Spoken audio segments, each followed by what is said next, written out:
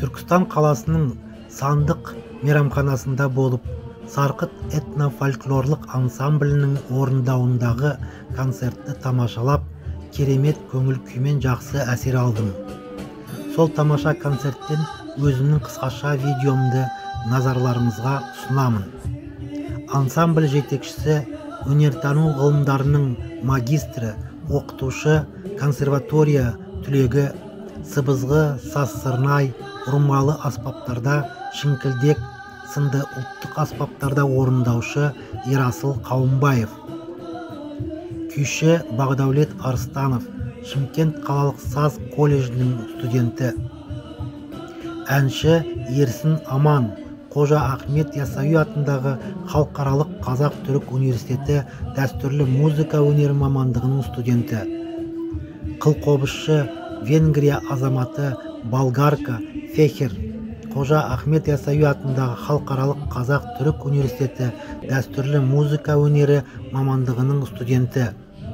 Қазақ, орыс, ағылшын, түрік, венгр тілдерінде емін еркін сөйлейді.